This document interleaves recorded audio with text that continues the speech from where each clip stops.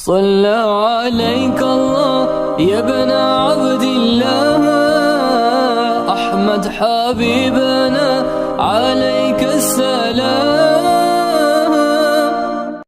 حمد و ثنا اللہ وحدہ لا شریک کے لیے، درود و سلام سید الانبیاء جناب محمد رسول اللہ صلی اللہ علیہ وسلم کی ذات گرامی پر.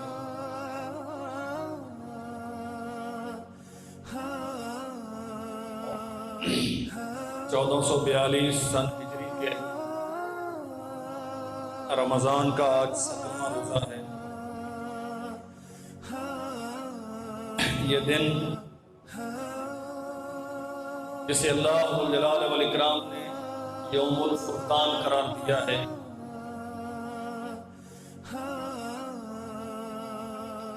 لیحق اللہ الحق ویبطل الباطل. اس دن اللہ جلال والاکرام کو اللہ جلال والاکرام نے حق کا حق ہونا ثابت کر دیا اور باطل کو باطل ہونا انسانوں پر واضح کر دیا. 17 رمضان المبارک یوم بدر کے نام سے معروف ہے. میں اپنی تاریخ سے چند حوالے ایمان کی تازگی کے لیے احباب کی خدمت میں عرض کروں گا. کفر و اسلام کا یہ باقاعدہ پہلا معرکہ کتاب و سنت کا دائی بیت جس میں الحکمہ. اللہ جلال والاکرام کی مشیت کو منظور یہی تھا، بغیر کسی خاص تیاری کے، جنگ کے باقاعدہ اہتمام کے، بہت بڑے لشکر کے ساتھ مارکہ آرائی رسول کریم صلی اللہ علیہ وسلم محض چند افراد پر مشتمل ایک تجارتی قافلے کو شب خون مارنے کی نیت سے گھر سے نکلے تھے. 313 یا راؤنڈ اباؤٹ تعداد، باقاعدہ جنگ کا ارادہ نہ تھا. اللہ ذوالجلال والاکرام کی مشیت کو یہی منظور تھا. وہ چاہتا تھا کہ حق کا حق ہونا دنیا پر واضح ہو جائے اور کفر کا باطل ہونا دنیا پر واضح ہو جائے. ابو جہل کا ایک بہت بڑا لشکر 1000 افراد پر مشتمل سرور کونین صلی اللہ علیہ وسلم کے مقابلے سے مکہ سے روانہ ہوا. نبی کریم صلی اللہ علیہ وسلم نے مشاورت کی مجلس قائم کی. روح خصوص سخن اصحاب کی طرف ہے اور سوال کیا، میں تمہیں جنگ کی نیت سے لے کے نہیں نکلا تھا، تیاری پوری نہیں ہے، ہتھیار ناکافی ہے، اس کے باوجود دشمن بالکل سر پہ چڑھ آیا، اب بتاؤ تمہاری رائے کیا ہے؟ سیدنا ابو بکر صدیق، عمر ابن الخطاب، مقداد ابن الاسود رضی اللہ عنہ اجمعین، حضور ہم آپ کے سفر و حضر کے ساتھی، جب سے آپ کا کلمہ پڑا ہے تب سے آپ کو چھوڑ کے کسی اور کی طرف دیکھا نہیں. اولاد کیا ہے، والدین کیا ہے، دنیا کی ترجیحات اور تقاضے کیا ہیں، برادری اور وقت کی ضرورتیں ہم سے کیا ڈیمانڈ کرتی ہیں، ایک ہی فکر دامنگیر ہے. اور چیچا وطنی کے میرے بھائیوں، یہ محض قصہ نہیں ہے، یہ در حقیقت دستک ہے ہمارے دلوں پر ایمان کا معیار کیا ہونا چاہیے. گرمی بھی تھی، روزے بھی تھے، اور عید یہی دن تھا، جمعے کا دن بھی تھا، 17 رمضان بھی تھا. امت کے سامنے کیس رکھا ہے ہادی کائنات نے. یہ 3 سردار ہیں مہاجرین کی طرف سے. حضور ہماری جانیں بھی آپ کی مٹھی میں، ہمارے بال بھی آپ کی مٹھی میں. ہم نے آپ کی محبت میں گھر بار چھوڑے، اہل و عیال کو ترک کیا، اولاد و والدین کو چھوڑا. تصور بھی مت کیجئے کہ ہم آپ کو بے وفائی کا داد دیں گے. بلکہ مقداد نے تو یہاں تک کہا ہم متبعین موسیٰ کی طرح نہیں ہیں جنہوں نے کہا تھا فَاذْهَبْ أَنْتَ وَرَبُّكَ فَقَاتِلَا إِنَّهَا هُنَا قَاعِدُونَ. ہم زندہ باد کے نعرے تو لگائیں گے، جنت کی ملکیت کے دعوے تو کریں گے، محبت اور عشق کے ترانے تو ڈھانپیں گے، چوری تو کھائیں گے لیکن جان دینے کے لیے تیار نہیں. مقداد کہتے ہیں حضور ہم وہ نہیں ہیں، ہم آپ کی امت ہیں، ہم محمدی ہیں صلی اللہ علیہ وسلم. حکم کیجئے کرنا کیا ہے؟ ہم سے پوچھنے کی حاجت نہیں، آپ آڈر لگائیے ہم عطا کریں گے. ابو بکر نے جواب دیا، حضور نے پھر سے پوچھا، عمر نے یہی کہا، آقا کائنات نے پھر سے پوچھا، مقداد نے یہی جواب دیا. حضور نے پھر پوچھا، سعد بن عبادہ باختلاف روایت یا سعد بن معاذ کھڑے ہوئے. حضور یہ تو مہاجرین ہیں، یہ تو آپ کے ساتھ آئے ہیں، آپ کے ساتھ ان کے مرنے جینے کی حق و گواہ ہے. شاید آپ بار بار سوال کرتے ہیں روئے سخن انصار مدینہ کی طرف ہے. فرمایا ہاں میں تم سے سننا چاہتا ہوں، انصاریوں یہ جو میرے ساتھ آئے ہیں یہ تو پہلے ہی بڑی قربانیاں دے کے آئے، ان کی وفاؤں پر مجھے کوئی شک نہیں، پورا اعتماد ہے. تمہارے بچے ہیں، کھیتوں کھلیان ہیں، آبادیاں ہیں، جمے ہوئے کاروبار ہیں، تم بتاؤ کیا چاہتے ہو. اور یاد رکھنا چاہیے اس قافلے میں 313 میں مہاجرین 100 سے بھی کم ہیں، باقی سارے انصار ہیں. ساتھ اٹھے، حضور ہماری اولادیں، ہماری جانیں، ہمارے مال آپ کی سپرد، جتنا جی چاہیے اس میں تصرف کیجئے، جو آپ چھوڑیں گے ہم اسے استعمال کریں گے.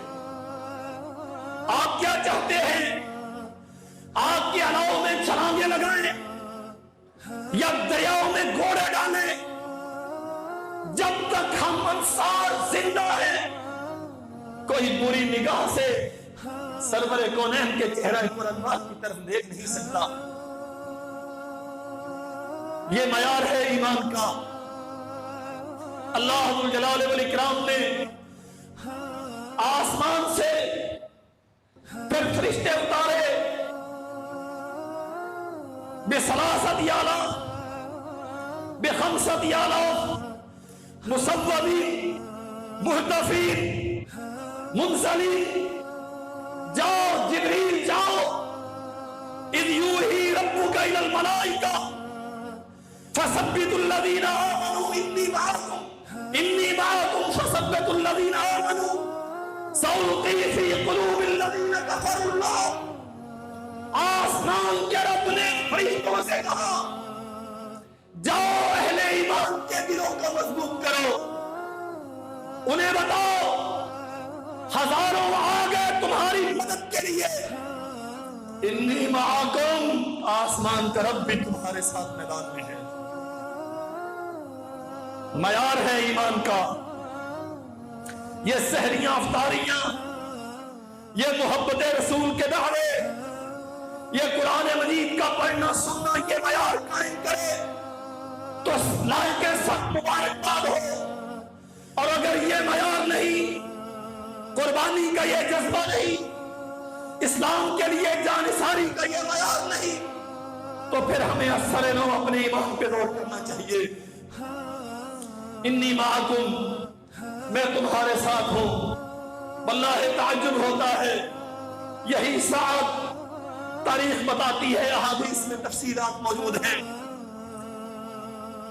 احزاب کا مارکا، بنو قریظہ نے بدعہدی کی، ساتھ کے تیر لگا ہے بازو پہ، زخم سے لہو بہتا ہے رکتا نہیں، اور یہ دیکھ چکے کہ اب سوائے جام شہادت کے اور پینے کی چیز نہیں، آسمان کے رب کے سامنے دامن پھیلا دیا۔ عرش والے، شہادت تو تمنا ہے، تیرے دین کے لیے مرنا تو آرزو ہے، لیکن تب تک موت سے ہمکنار نہ کرنا جب تک بنو قریظہ کا انجام نہ دیکھ لوں۔ نبی کریم صلی اللہ علیہ وسلم نے اپنے اس محبوب صحابی کا، جانتے ہو نا یہ چھوٹی بات نہیں تھی، اہل سیر لکھتے ہیں جب انہوں نے فتح جنگ بدر سے پہلے مشاورت کی مجلس میں یہ اعلان کیا، ہمارے جان و مال میں اولاد میں جتنا جی چاہے تصرف کریں، کوئی آپ کو روکنے والا نہیں۔ اللہ کے نبی صلی اللہ علیہ وسلم کا چہرہ کھلکھلا اٹھا، پیشانی روشن ہو گئی، ہونٹوں پہ مسکراہٹ رقصاں ہے، آج یہی اللہ کا بندہ زخمی ہے۔ سرور کونین نے فرمایا میری مسجد کے صحن میں خیمہ لگاؤ اور میرے ساتھ کو یہاں رکھو تاکہ میں بار بار اس کی تیمارداری کرتا رہوں۔ عرش والے، میری التجا ہے تب تک موت نہ دینا، ہم تو جیتے ہی شہادت کے لیے ہیں، ہم تو بارہا میدان کارزار میں اترے ہی شہادت کے لیے تھے، ہماری ماں نے ہمیں شہادت کی لوریاں دیتے ہوئے دودھ پلایا ہے، لیکن میں بنو قریظہ کا انجام دیکھنا چاہتا ہوں، جو حلیف ہو کے حریفوں کا سا رویہ اختیار کرتے ہیں۔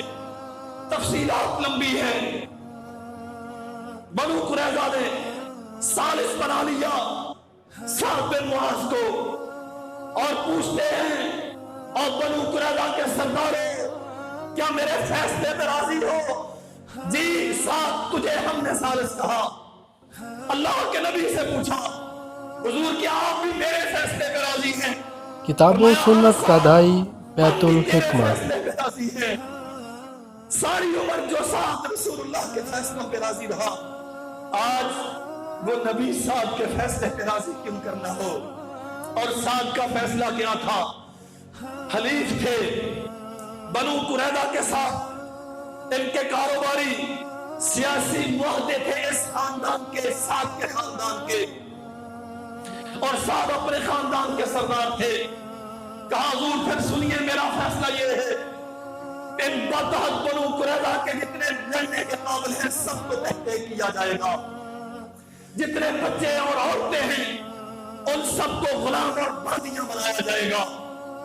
ایک دو کی بات نہیں، 1000 سے زیادہ تھے جنہیں پہ خاک کیا گیا، قتل کیا گیا ساتھ کے فیصلے کے نتیجے میں۔ اللہ کے نبی کیا فرماتے ہیں؟ دنیا میں زمین پہ اللہ کے نبی نے سعد کے فیصلے کو تسلیم کیا، آسمان پہ رب نے سعد کے فیصلے کو تسلیم کیا۔ فیصلہ ہو گیا، بنو قریظہ کا قضیہ نپٹا دیا گیا، ان کے سارے جوانوں کو، بڑے لوگوں کو جو جنگ کے قابل تھے قتل کر دیا گیا۔ سعد کا زخم پھر سے جاری ہو گیا، لہو بہتا ہے کہ پھوارے چھوٹ رہے ہیں، شہادت کی موت سے ہمکنار ہوئے۔ جنازہ اٹھا، سعد نے دعا کی تھی اللہ کے نبی، اللہ تب تک موت شہادت سے ہمکنار نہ کرنا جب تک بنو قریظہ کو انجام سے دوچار ہوتا ہوا نہ دیکھ لوں۔ اللہ ذو الجلال والاکرام نے سعد کو اپنے پاس بلایا، سعد کا جنازہ اٹھا، لوگ باتیں مناتے ہیں سعد کا جنازہ اس قدر آہستہ کیوں ہے، اس قدر ہلکا کیوں ہے، یوں لگتا ہے جیسے وزن ہی نہیں۔ اور کچھ کہنے والوں نے کہا چونکہ سعد نے فلاں وقت یہ غلطی کی تھی اس لیے آج میت اس قدر بے وزن کر دی گئی۔ سرور کونین کو پتا چلا، فرمایا نہیں، ان الملائکۃ کانت تحملہ، مسئلہ یہ نہیں کہ سعد کی میت بے وزن ہو گئی تھی، بلکہ حق یہ ہے کہ آسمان سے فرشتے آئے تھے تو سعد کی میت کو کندھا دے کے چل رہے ہیں۔ اور جناب محمد رسول اللہ صلی اللہ علیہ وسلم نے اس شہید کی شہادت کے متعلق کیا فرمایا؟ فرمایا ھذا الذی تحرک لہ العرش، کائنات کے لوگوں میرا ساتھ کیا گیا کہ آسمان پہ رب کا عرش لرز اٹھا اس کی شہادت کی وجہ سے. وفتحت له ابواب السماء، اور ساتھ کے استقبال کے لیے آسمان کے سارے دروازے کھول دیے گئے. وشہد له 70,000 من الملائکہ، اور ساتھ کے جنازے میں 70,000 فرشتے شریک ہوئے. بلا تحسبن الذین قتلوا فی سبیل اللہ امواتا بل احیاء عند ربہم یرزقون. جو اللہ کے راستے میں جان شہادت پا جائے انہیں مردہ مت کہو، یہ تو اللہ کے ہاں رزق دیے جاتے ہیں. فرحین بما آتاہم اللہ من فضلہ، اللہ نے جو فضل انہیں عطا کیے وہ اس سے بڑے خوش ہیں. وَيَسْتَبْشِرُونَ بِالَّذِينَ لَمْ يَلْحَقُوا بِهِم مِّن خَلْفِهِمْ، اور اللہ سے دعائیں کرتے ہیں کائنات کے مالک جو ہمارے پیچھے ہیں انہیں بتا کہ جام شہادت کے نوش کرنے کے نتیجے میں عزت افزائی کیا ہوتی ہے. اللہ خوف علیہم ولا هم يحزنون، تاکہ یہ لوگ شہادت کی راہ پہ نکلنے سے گھبرائیں نہیں، اپنے انجام سے خوف زدہ نہ ہو. جسم پہ زخم لگتے ہیں، تلوار کاٹتی ہے، لہو بہتا ہے، خون گرتا ہے، تکلیف ہوتی ہے، لیکن کتنی سرور کونین فرماتے ہیں جیسے چیونٹی کے کاٹنے سے تکلیف ہوتی ہے ویسے میدان مقتل میں جام شہادت پینے والے کو لگتے ہوئے زخموں سے تکلیف ہوتی ہے، اور خون کا قطرہ زمین پہ بعد میں گرتا ہے، آسمان طرف جنت سامنے پہلے کر دیتا. میرے عزیز بھائیوں، شہادتوں کا تذکرہ جسے حیات جاودہ کہا جاتا ہے، کبھی ختم ہونے والی زندگی، کبھی نہ ختم ہونے والی زندگی. سیدنا عبداللہ ابن عمر رضی اللہ عنہما بیان کرتے ہیں، موتا کا میدان لگا ہے، سرور کونین صلی اللہ علیہ وسلم نے 3,000 پہ مشتمل ایک لشکر مرتب کیا. فرمایا جاؤ، زید بن حارثہ تمہارے لشکر کا امیر ہے، اگر یہ شہید ہو جائے تو جعفر بن ابی طالب کمانڈ کریں گے، اگر جعفر بھی شہید ہو جائے تو عبداللہ ابن رواحہ کمانڈ کریں گے، اور اگر عبداللہ بھی شہید ہو جائے تو جسے جی چاہے اپنا امیر بنا لینا. صحابہ اکرام مہر میں راز نبوت جانتے تھے، یہ کہ بعد دیگرے دین کے تکبر کا معنی یہ واپس نہیں لوٹیں گے، یہ نہیں واپس پلٹ کے آئیں گے. جانتے تھے جب محمد رسول اللہ یوں فرمایا کرتے ہیں تو اس کا معنی شہادت کی بشارت ہوتی ہے، لیکن ذوق شہادت کیا ہے، جنت کی لالچ کا معیار کیا ہے؟ ان اللہ اشترى من المؤمنین انفسهم واموالهم بان لهم الجنہ یقاتلون فی سبیل اللہ فیقتلون ویقتلون وعدا علیہ حقا فی التوراۃ والانجیل والقرآن. آسمان کے رب نے تورات میں، انجیل میں اور قرآن مجید میں اپنے ماننے والوں سے یہ وعدے کیے، اپنی جانیں مجھے بیچو، عرش والے اس کے بدلے میں کیا دے گا؟ فرمایا بِأَنَّ لَهُمُ الْجَنَّةَ، میں تم سے تمہاری جانیں خریدتا ہوں، بدلے میں تمہیں جنت دوں گا. اللہ کرنا کیا ہوگا؟ یقاتلون فی سبیل اللہ فیقتلون ویقتلون. کبھی گھبرانا نہیں، جو اس کی رضا کے لیے سحری کے دسترخوان پہ بیٹھتا ہے، جو محض اس کی رضا کے لیے سارا دن بھوکوں پیاس جیتتا ہے، جو محض اس کی رضا کے لیے 1.5-2 گھنٹے رات کو قیام میں قرآن مجید پڑھتا سنتا ہے، جو پیرانا سالی میں کئی بیماریوں کے باوجود، شوگر جیسی موذی تکلیف کے باوجود کہ شدت کی دھوپ بھی ہے، غضب کی گرمی بھی ہے اور جلسہ دینے والی لو بھی ہے، 14.5 گھنٹے کی بھوکوں پیاس جھیلتا ہے، وہی تو ہے جو کبھی جنت کے پانے کے لیے، اعلاء کلمات اللہ کے لیے میدان مقتل میں نکلے. یقاتلون فی سبیل اللہ فیقتلون ویقتلون.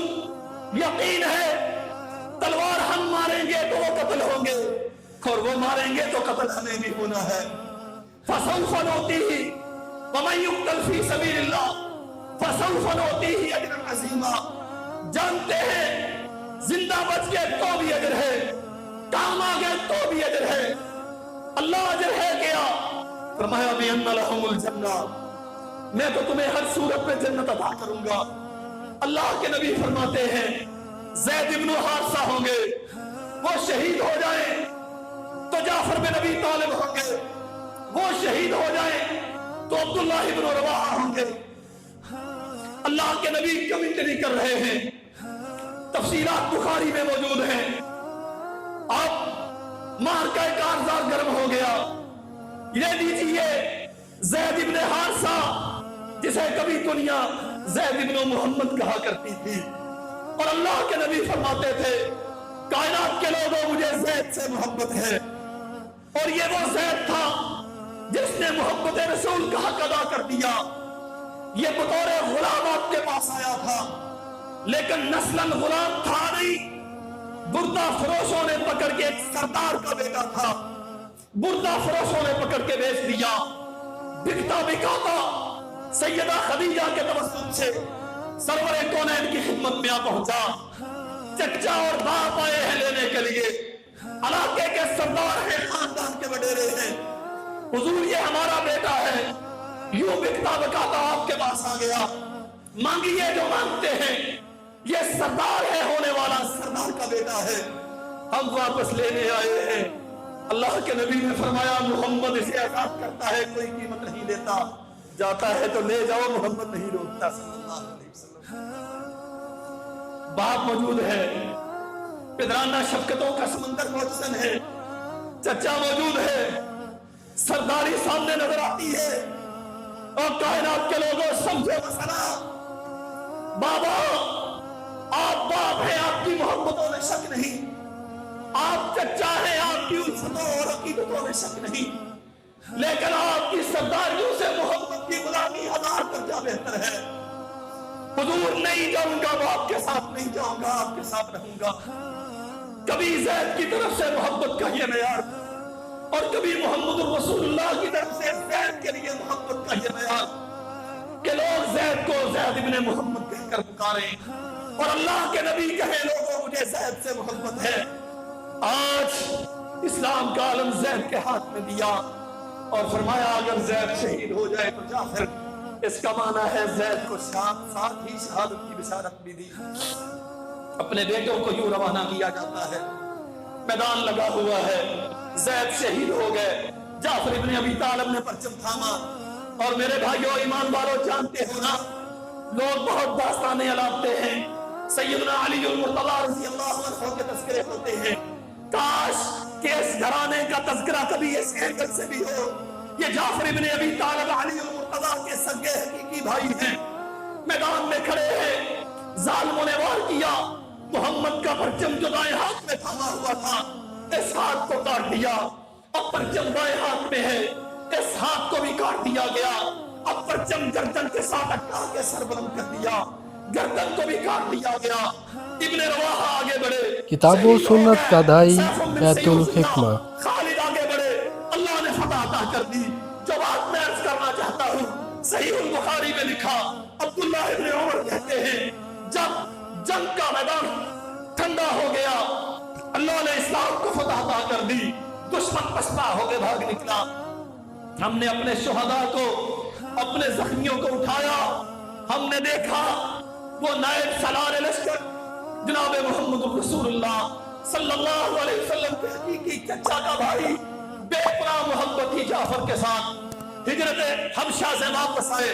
فتح خیبر کا موقع ہے, وہیں پہ تشریف لے گئے, اور اللہ کے نبی نے یہودیوں کے سب سے بڑے مرکز پہ اسلام کا پرچم لہرایا ہے, اللہ کی عظمت کا پھیرا بند کیا ہے. جب خبر ملی کہ جعفر آئے ہیں, اللہ کے نبی فرماتے ہیں اب مجھے سمجھ نہیں آتی فتح خیبر کی خوشی زیادہ ہے یا جعفر کی آمد کی خوشی زیادہ ہے. یہ محبت کا انداز ہے. اور عبداللہ ابن عمر بیان کرتے ہیں ہم نے جعفر ابن ابی طالب کو اٹھایا, اور ایمان والو شہادت کی لذت کیا ہے, آسمان طرف ایسے نہیں کہتا شہیدوں کو مرتبط کہو, فرحین بما آتاہم اللہ من فضلہ, یہ میرے عطا کردہ فضل میں بڑے خوش ہیں۔ عبداللہ ابن عمر کہتے ہیں ہم نے دیکھا 90 سے زیادہ زخم لگے ہوئے تھے سرور کونین صلی اللہ علیہ وسلم تشریف لاگے لے گئے جعفر کے گھر میں شہادت کی خبر دینے۔ جعفر کی اہلیہ کو بلایا، اسماء بنت امیس رضی اللہ عنہا، صاحبزادے ہیں چھوٹے چھوٹے، بلایا اور اپنی گود میں بٹھایا، پیار اور محبت کا اظہار کیا، خبر دی اسماء کے گھر جعفر کے گھر والوں اللہ نے تمہارے باپ کو خلق شہادت سے سرفراز فرمایا۔ غم کا ہونا فطری بات ہے۔ حضور کیسے ہوا؟ ظالموں نے وار کیا، دایاں بازو کاٹ دیا، پھر سے وار کیا، پھر بایاں بھی کاٹ دیا۔ اسماء کی آنکھوں سے آنسو رواں ہو گئے۔ اللہ کے نبی میرے سرتاج کے بازو کاٹ دیے گئے۔ فرمایا اسماء خوش ہو جا، دنیا کے 2 بازو کٹے ہیں، اللہ نے جنت کے 2 پر عطا کر دیے۔ جعفر فرشتوں کے ساتھ جنت میں پرواز کرتا پھرتا ہے۔ فرحین بما آتاہم اللہ من فضلہ وَيَسْتَبْشِرُونَ بِالَّذِينَ لَمْ يَلْحَقُوا بِهِم مِّن خَلْفِهِمْ أَلَّا خَوْفٌ عَلَيْهِمْ وَلَا هُمْ يَحْزَنُونَ۔ ان شہداء کو جو اللہ نے آسمان پہ عظمتیں عطا کی ہیں، اللہ ذوالجلال والاکرام نے جو عزتیں اور رفعتیں عطا کی ہیں، جناب محمد رسول اللہ صلی اللہ علیہ وسلم بیان کرتے ہیں قیامت کا دن ہوگا، وہ سب سے پہلا قافلہ جسے اللہ ذوالجلال والاکرام جنت میں بھیجیں گے، اللہ اکبر، یہ جائے گا، جنت کے دروازے پہ دستک دی جائے گی اور دربان پوچھیں گے کون ہے بھائی، کون ہے جنت کا دروازہ بجانے والا؟ کہیں گے ہم شہداء کی جماعت ہیں۔ کون شہداء کی جماعت؟ تمہارا حساب و کتاب ہو گیا؟ اللہ اکبر، جواب کیا دیں گے؟ بِأَيِّ شَيْءٍ نُحَاسِبُهُ وَإِنَّمَا كَانَتْ أَسْيَافُنَا عَلَىٰ عَوَاتِقِنَا فِي سَبِيلِ اللَّهِ حَتَّىٰ مِتْنَا عَلَىٰ ذَلِكَ۔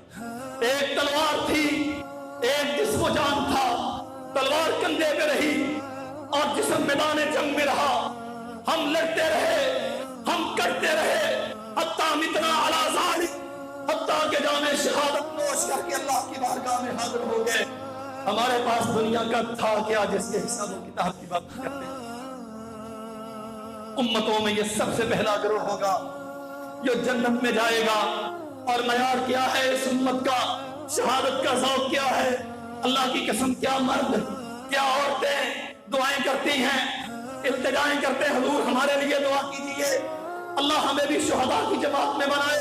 ام ملحان رضی اللہ عنہ، اللہ کے نبی صلی اللہ علیہ وسلم یوں نیند کی حالت میں تھے، آرام میں تھے، اٹھے تو مسکراتے ہوئے۔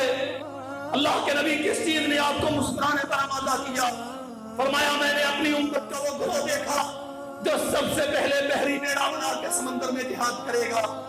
فوراً کہتی ہیں حضور میرے لیے دعا کیجیے، اللہ مجھے بھی اپنا بنا دے۔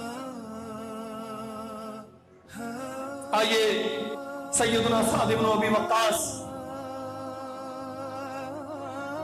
سعد بن ابی وقاص رضی اللہ عنہ، عبداللہ ابن جہش رضی اللہ عنہ، سعد بن ابی وقاص رشتے میں رسول اللہ کے ماموں ہیں، اور عبداللہ ابن جہش رشتے میں رسول اللہ صلی اللہ علیہ وسلم کے سالے بنے۔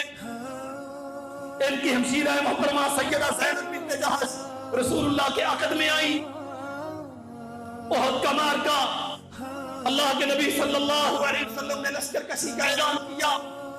یہ دونوں بھائی، یہ دونوں دوست، دونوں صحابی تھوڑا سا قدر ہٹ کے کونے میں گئے۔ آؤ اللہ ذوالجلال والاکرام سے بھی دعا کر لیں۔ دعا کرتے ہیں، ساتھ بیان کرتے ہیں، پہلے دعا میں نے کی، اللہ آج میدان میں کفر و اسلام کا معرکہ ہے، کوئی بڑا تگڑا جوان جسے شمشیر و سنا سے اچھی واقفیت ہو، رموز جنگ کا ماہر ہو، میرا اس کا سابقہ اور پلہ پڑے، وہ مجھے مارے میں اسے ماروں، پھر تو مجھے اس پہ غلبہ عطا کر دے، پھر میں اس کی گردن اتار دوں اور اس کا مال سارا غنیمت بنا لوں۔ عبداللہ ابن جہش رضی اللہ عنہ ساتھ کی اس دعا پہ آمین کہتے ہیں۔ پھر عبداللہ دعا کرتے ہیں، اللہ آج یہ معرکہ ہونے جا رہا ہے، میں تو شہادت کے ذوق میں نکلا ہوں، میں تو تیری جنت کا طلبگار ہوں اور میں تڑپ رہا ہوں. عرش والے آج میرے سامنے کوئی کریت جوان آئے, وہ مجھے مارے میں اسے ماروں, پھر وہ مجھ پہ غالب آ جائے. دعا دیکھیے, شہادت کی طرف دیکھیے, حیات جاویدہ پانے کی آرزو دیکھیے. اللہ وہ مجھ پہ غالب آ جائے, پھر وہ مجھے شہید کر دے, پھر وہ میری ناک کاٹ دے, پھر وہ میرے کان کاٹ دے, اور پھر ایسی حالت میں مجھے قیامت کے دن تیری بارگاہ میں اٹھایا جائے اور تو مجھ سے سوال کرے, یا عبداللہ فیما جدی عنفک وحزنک فاقول فیکا وفی رسولک. تو مجھ سے سوال کرے, عبداللہ تو تو بڑا خوبصورت تھا, تیری ناک کیوں کر کٹی, تو تو بڑا حسین تھا, تیرے کان کس نے کاٹے. عرش والے میں کہہ دوں فاقول فیکا وفی رسولک, میرے مالک میں نے تیری عظمت کے لیے ناک کٹوائی, تیرے نبی کے لیے کان کٹوائے.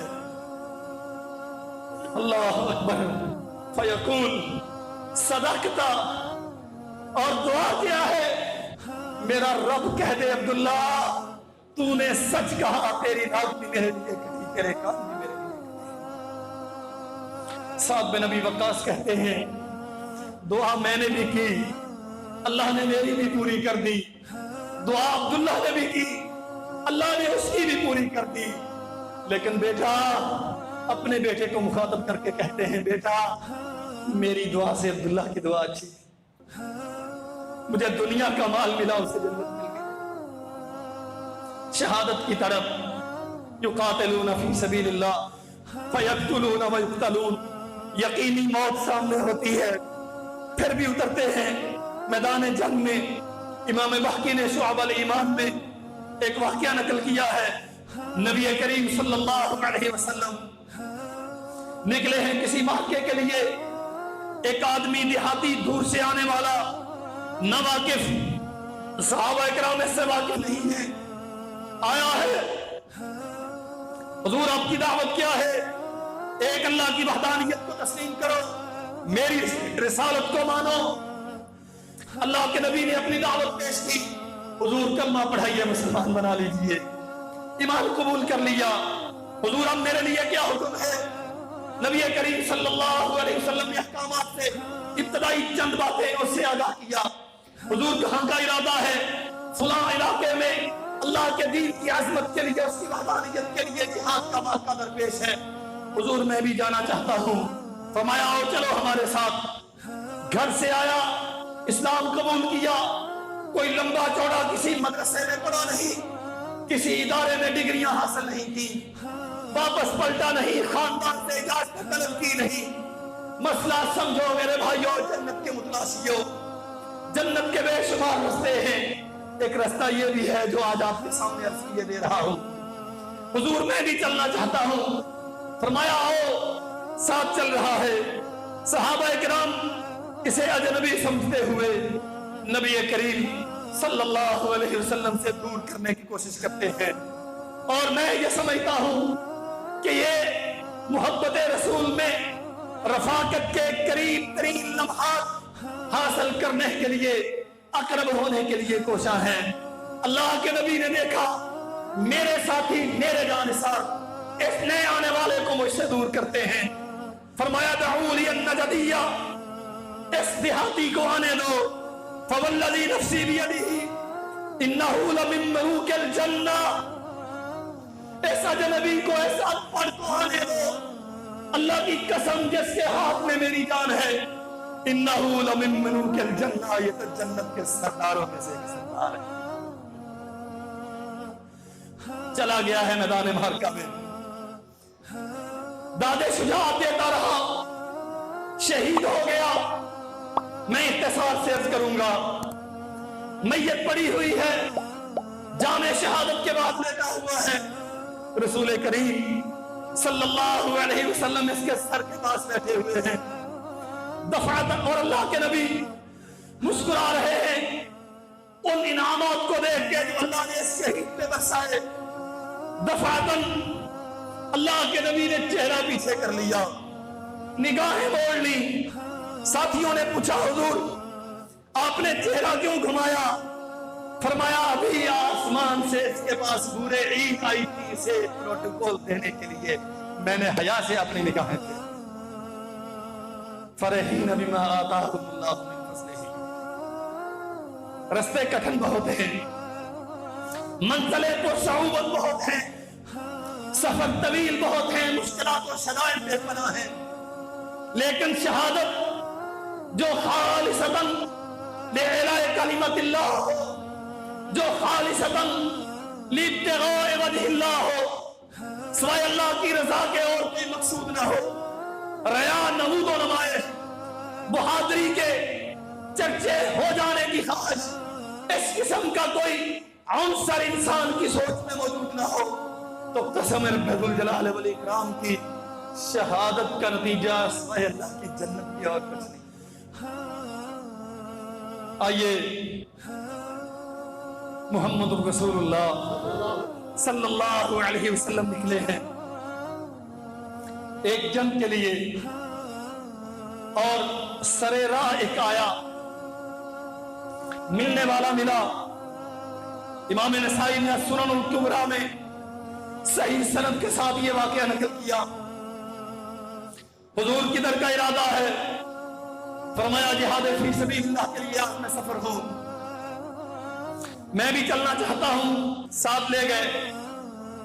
اور یہ چونکہ اجنبی تھا، نیا تھا، صحابہ کرام رضوان اللہ علیہ مجمعین کو اللہ کے نبی نے باقاعدہ کہا اس کی ضروریات کا، سیکیورٹی کا ذرا خیال رکھنا، مارکے کا میدان لگا ہے، اسلام اور کفر کی صفحے باہم ایک دوسرے کے سامنے آراستہ ہے۔ اللہ کے نبی صلی اللہ علیہ وسلم مرکز کمانڈ پہ قیادت کے لیے تشریف فرما ہے، اور کچھ لوگ جنہیں مارکے سے الگ رکھا گیا ان میں یہ نیا آنا والا بھی تھا۔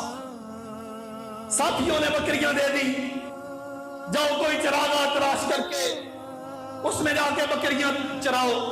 کتاب و سنت کا دائی بیت الحکمہ۔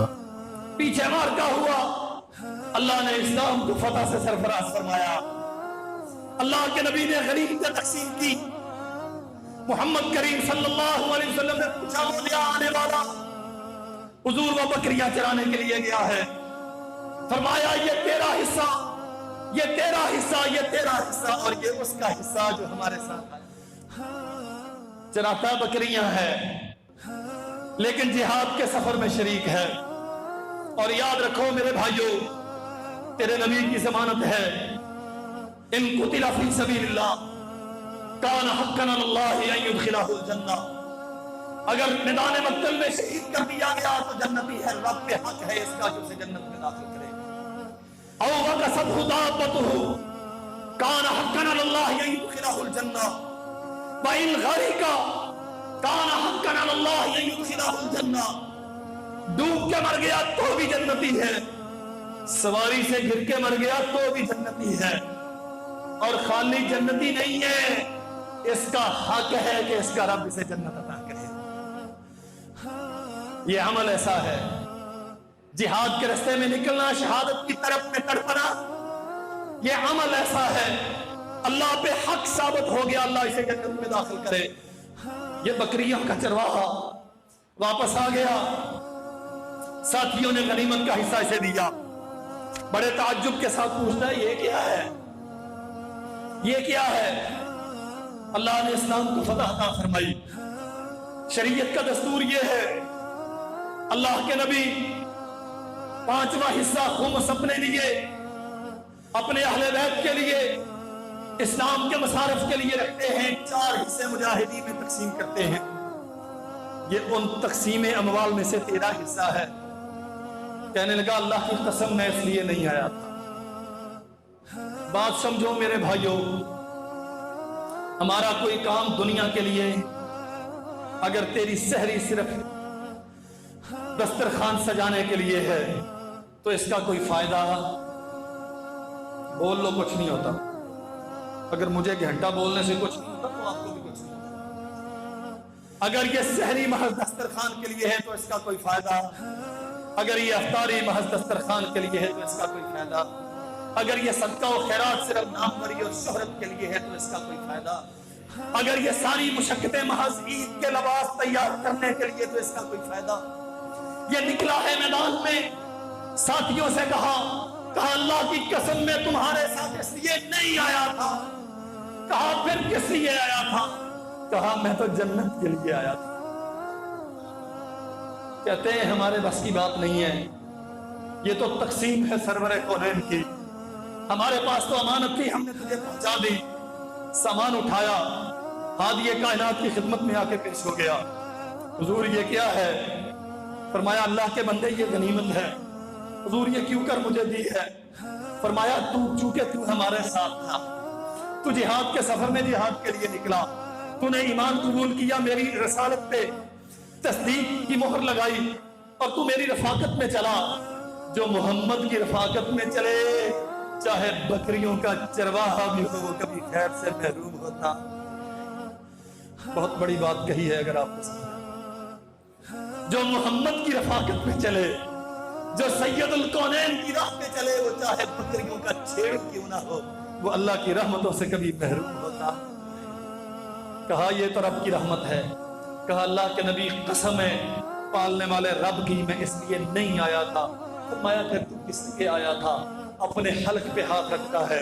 حضور میں تو اس لیے آیا تھا کہ میدان میں اتروں، اللہ کے دین کی عظمت کے لیے، آپ کے ناموس اور حرمت کے لیے زیادہ شجاعت دو، تلوار چلاؤں، تیر چلاؤں، دشمن مجھ پہ وار کرے اور دشمن کا تیر آئے، میرے حلق میں یہاں انگلی رکھی، میرے یہاں لگے، میری روح میرے جسم کا ساتھ چھوڑ جائے، اور میں قیامت کے دن اللہ جلال والاکرام کی بارگاہ میں شہداء کی صف میں کھڑا کیا جاؤں، اس کے دیدار کا مستحق قرار دیا جاؤں۔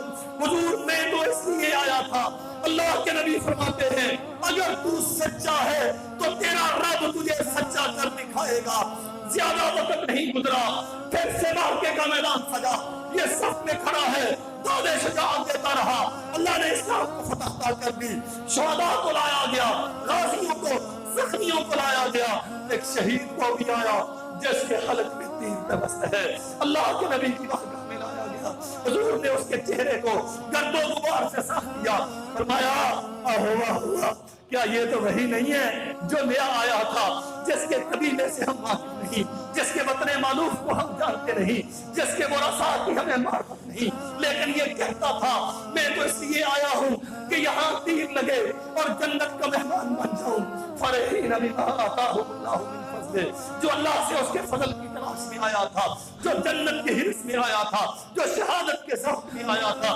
حضور ہاں یہ بھی ہے۔ اللہ کے نبی نے فرمایا تو سچا تھا، تیرے رب نے تجھے سچا کر دکھایا، اور اللہ کی قسم محمد کریم صلی اللہ علیہ وسلم نے پھر اپنے جبے میں اس اللہ کے بندے کو کفن دیا۔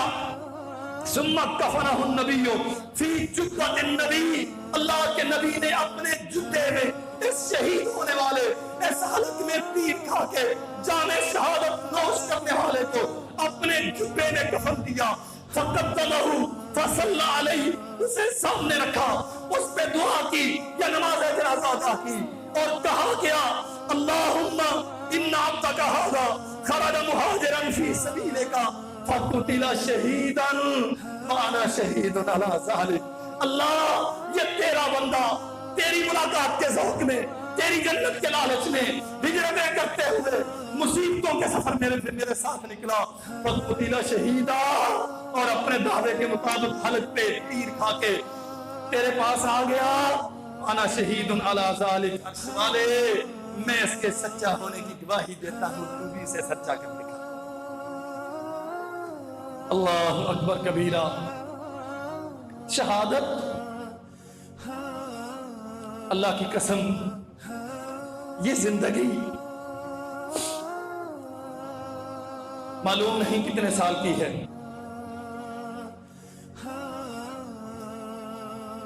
مجاہد کی زندگی سے اچھی زندگی کسی کی نہیں، شہادت کی موت سے اچھی موت کسی کی۔ تمہیں سے اے مجاہد و جہان کا سوال ہے، موت ہے جو شہید کی وہ قوم کی حیات ہے، لہو ہے جو شہید کا وہ قوم کی زکات ہے، تمہیں سے اے مجاہد و جہان کا سوال ہے۔ اسلام آج میرے پاس تیرے پاس پہنچا ہے، یہ ان ہمارے بزرگوں کی، ہاں یہ میرے بزرگ تھے، یہ میرے باپ دادا تھے، میں تو ابو بکر کو اپنا مانتا ہوں، میں تو علی کو اپنا مانتا ہوں، میں تو عمر و عثمان کو اپنا مانتا ہوں۔ یہ اولین نقوش ہے شہادتوں کے۔ محمد کریم صلی اللہ علیہ وسلم نے اس معیار کا ایمان ان کے دلوں میں ٹوٹ ٹوٹ کے راسخ کر دیا، بھر دیا۔ زندگی کا بے حقیر ہونا، زندگی کا حقیر ہونا، بے وقت ہونا، بے حیثیت ہونا ان کے دلوں پہ یوں مرتسم کر دیا کہ ہر لمحہ جنت کی لالچ میں سوتے تھے، جنت کی لالچ میں جاگتے تھے۔ جناب مخرمہ بن عبداللہ رضی اللہ تعالیٰ عنہ کتاب و سنت کا دائی بیت الحکمہ۔ جلیل القدر صحابی ہیں، یہ اللہ کے نبی صلی اللہ علیہ وسلم کے ہاتھ پہ صحابیت کا شرف رکھنے والے اپنی زندگی میں دعا کیا کرتے تھے، عرش والے اس وقت تک موت نہ دینا جب تک مخرمہ کا ایک ایک جوڑ جسم سے الگ نہ کیا جائے۔ آسان موت، اللہ اکبر ہے، اصل مسئلہ شہادت کی موت کا ہے۔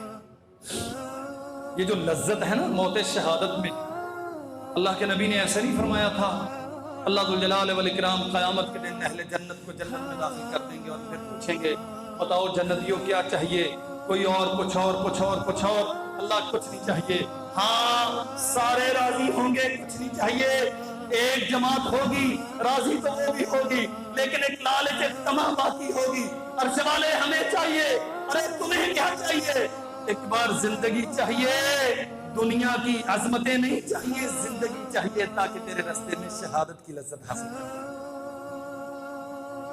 اللہ کے نبی یوں ہی نہیں فرمایا کرتے تھے والذی نفس محمد بیدہ لوددت ان اقتل فی سبیل اللہ ثم احیا ثم اقتل ثم احیا ثم اقتل ثم احیا ثم اقتل، میں محمد کی جان جس رب کے قبضے میں ہے، میری خواہش یہ ہے مجھے شہید کیا جائے، پھر زندگی دی جائے، پھر شہادت دی جائے، پھر زندگی دی جائے، مجھے بار بار شہید کیا جائے، بار بار زندہ کیا جائے۔ مخرمہ کی خواہش کیا ہے؟ دعا ہے، باقاعدہ التجائیں ہیں، اللہ اس وقت تک موت نہ دینا جب تک جسم کا ایک ایک جوڑ جدا نہ کر دیا جائے۔ اور روزہ داروں، 17 رمضان کا خطبہ سننے والے میرے بھائیوں اور بہنوں، سنو ایمان کا معیار کیا ہے۔ یمامہ کی جنگ ہے مسیلمہ کذاب کے خلاف، ابو بکر صدیق رضی اللہ عنہ کے زمانے میں کفر و اسلام کا بہت بڑا مارکا، یہ مدعی نبوت ہے، یہ خبیث چوکھٹے نبوت کا چور ہے، یہ محمد کریم صلی اللہ علیہ وسلم کی ردائے نبوت کو چھیننے کی کوشش کرنے والا بہت بڑا لشکر ہے، اس کے پاس 40,000 بعض اہل سیر نے لکھا۔ اس کے مقابلے میں اور ایک جنگ ہو رہی ہے ایک بہت بڑے باغ میں، یہ اللہ کا بندہ، ہاں اللہ ذو الجلال والاکرام نے اسلام کو فتح سے کنار کیا، مسلمہ کا کام تمام کر دیا گیا، اسلام کے دشمنوں کو خائب و خاسر کر دیا، بہت سارے قتل کر دیے گئے، بہت ساروں کو گرفتار کر لیا، بھاگ گئے، پھر اللہ نے اسلام کو اپنے نبی کی عظمت کو سربلند کر دیا۔ محمد کریم صلی اللہ علیہ وسلم کا یہ لشکر، صحابہ اکرام کی یہ جماعت، عبداللہ ابن عمر بیان کرتے ہیں، مصنف ابن ابی شیبہ میں لکھا ہے یہ واقعہ سارا، عبداللہ ابن عمر بیان کرتے ہیں میں جا رہا تھا کہ دفعتاً میں نے دیکھا مخرمہ جان قریب کے عالم میں ہے، تھوڑی سی رمق اس میں باقی ہے، میں اس کے پاس گیا، مخرمہ طبیعت کیسی ہے؟ مجھ سے سوال، کوئی مسئلہ نہیں ہے، کوئی اپنے طبیعت کا، اپنے زخموں کا، اپنی درد کا یہ رونا نہیں رویا، ایک سوال کیا ہے عبداللہ کیا روزہ داروں نے روزہ افطار کر لیا؟ بات سمجھے؟ بدر کا معرکہ رمضان میں، مکہ کا فتح رمضان میں، اور یمامہ کا معرکہ یہ ایک الگ موضوع ہے، اللہ نے کبھی زندگی دی تو بیان کریں گے۔ رمضان میں کیا کچھ ہوا؟ مخرمہ سوال کرتے ہیں عبداللہ سے، عبداللہ کیا روزہ داروں نے روزہ افطار کر لیا؟ عبداللہ کہتے ہیں دل سے آہ نکلی، اللہ کے بندے تیرا جسم زخموں سے چور ہے اور چاولت ہو، روزے سے ہو؟ فرمایا ہاں میں روزے سے ہوں، لیکن یہ بتاؤ کیا لوگوں نے روزہ افطار کر لیا؟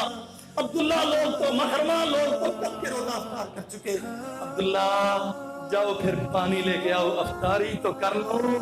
عبداللہ کہتے ہیں میں پانی کے لیے لپکا، لے کے آیا تو تب تک یہ اللہ کی جنتوں کے چشموں کا مالک بن چکا تھا۔ افطاریاں یوں بھی تو ہوتی ہیں، افطاریاں یوں بھی تو ہوتی ہیں. اللہ کے نبی نے فرمایا جس نے اس کی رضا کے لیے من صام یوما فی سبیل ابتغاء وجہ اللہ، جس نے ایک دن کا روزہ رکھا ثم ختم بها دخل الجنہ، اللہ کی رضا کے لیے ایک دن کا روزہ رکھا اور اسی حالت میں اللہ کے پاس چلا گیا تو وہ جنتی. یہ افطاری کے وقت جب دنیا افطار کر چکی ہے، یہ اپنے زخموں سے تڑپا ہوا، یہ اپنے خون میں دھڑک، یہ مٹی میں لپٹا ہوا، یمامہ کی سرزمین پر مدعی نبوت کا کلہا کما کرتے ہوئے، اسلام کی عظمت کا پھریرا لہراتے ہوئے یہ اللہ کی جنت میں یوں گیا. عبداللہ سے افطاری کے لیے پانی مانگتا ہے، پانی آنے سے پہلے یہ جنت کا مہمان بن گیا. آؤ آخری بات عرض کروں. سیدنا نعمان بن مکرم رضی اللہ، آہستہ تھوڑا سا، رضی اللہ، احزاب کے موقع پر یا احزاب کے بعد اسلام قبول کیا. 10 یا 11 بھائی تھے، ایک باپ کی اولاد، سارے مسلمان ہوئے. 400 شاہ سواروں کا قبیلہ تھا، سارا مسلمان ہوا. اور اللہ کے نبی صلی اللہ علیہ وسلم نے انہی کے اسلام لانے پر فرمایا تھا ان للایمان بیوتا وللنفاق بیوتا وان بیت بنی مکرم من بیوت الایمان. کچھ گھر ہوتے ہیں جو ایمان کے لیے اللہ نے منتخب کر لیے، کچھ گھر ہیں جن کا مقدر نفاق بن گیا. اور بنو مکرم کے لوگوں، تمہارے گھروں کو اللہ نے ایمان کا مرکز بنا لیا. عمر بن خطاب کا دور خلافت ہے رضی اللہ عنہ. قادسیہ فتح ہو چکا. عساکر اسلام مدائن کی فتح کے بعد بویب، جسر، دائیں بائیں بہت سارے علاقے، عراق عرب، عراق عجم، سارا فارس کا بہت سارا حصہ. جناب سعد بن ابی وقاص رضی اللہ عنہ کوفہ میں تشریف فرما ہیں، جو عساکر اسلام کے اس سمت میں سالار لشکر تھے.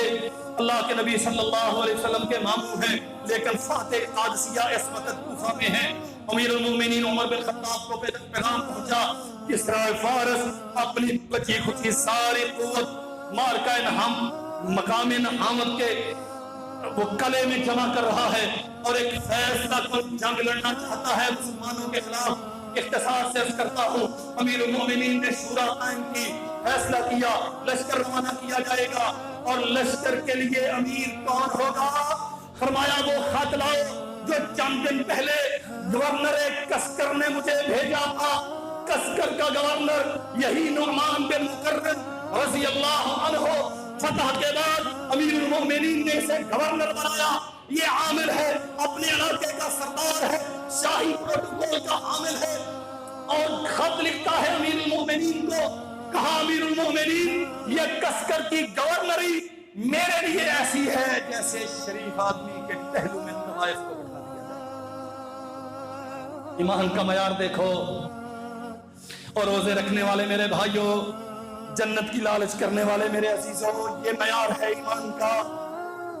امیر لشکر، ہاں گورنر کسکر امیر المومنین خلیفۃ المسلمین عمر بن خطاب کو عرضداشت بھیجتے ہیں، کسکر کی گورنری میرے لیے ایسی ہے، میں تو مجاہد ہوں، داد شجاعت دینے والا، شمشیر و سناں کا داعی، اور میں تو شجاعت کے میدان میں اپنی زندگی گزارنے والا.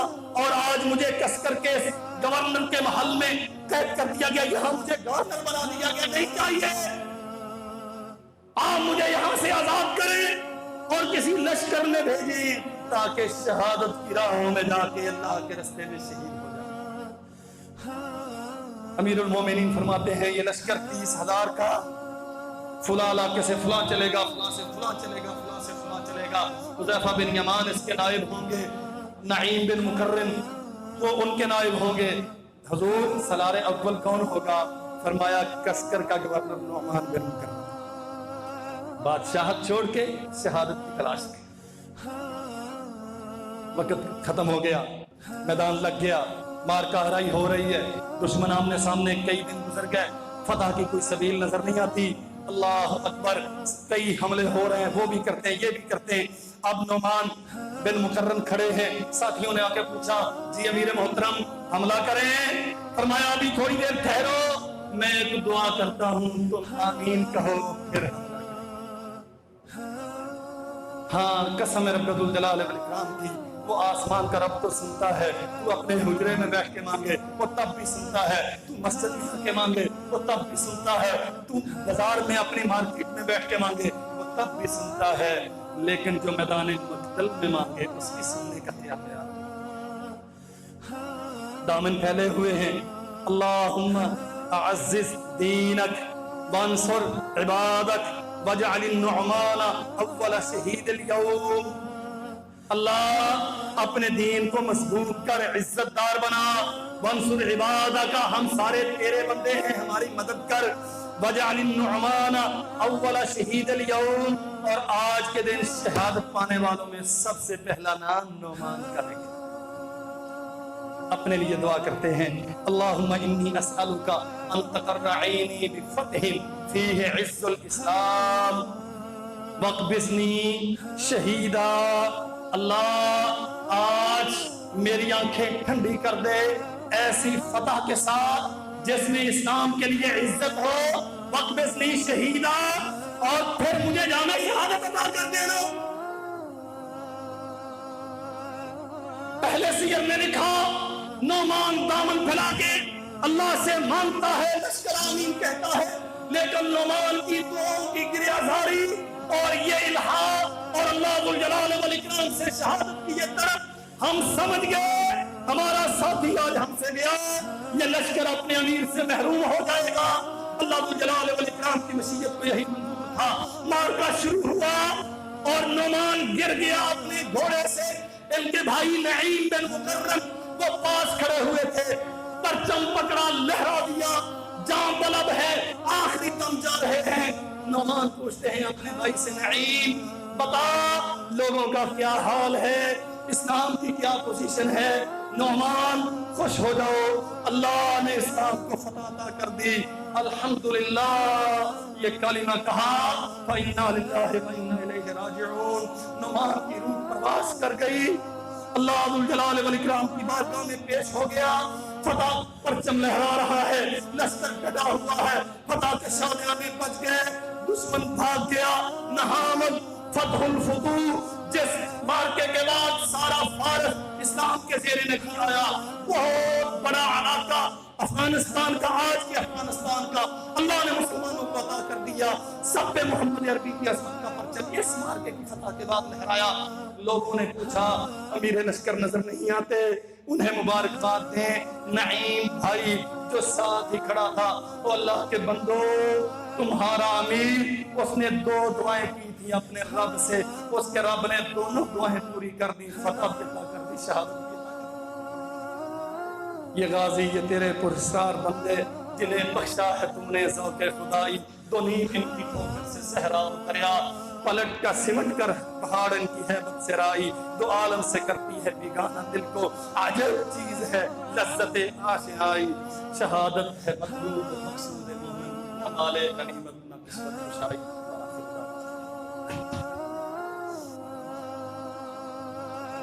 اللہ فضل کرے، اللہ ذو الجلال والاکرام ہر قسم کی آفتوں اور وباؤں سے ہمیں محفوظ رکھے۔ آج 17 رمضان ہے، 2 دن کے بعد آخری عشرہ شروع ہونے والا ہے۔ نبی کریم صلی اللہ علیہ وسلم پورا مہینہ ڈٹ کے عبادت کرتے تھے، لیکن اس آخری عشرے میں شد ذرا احیا لیلہ ایقظ اہلہ، کمر کس لیتے، گھر والوں کو جگائے رکھتے، خود ساری رات جاگتے۔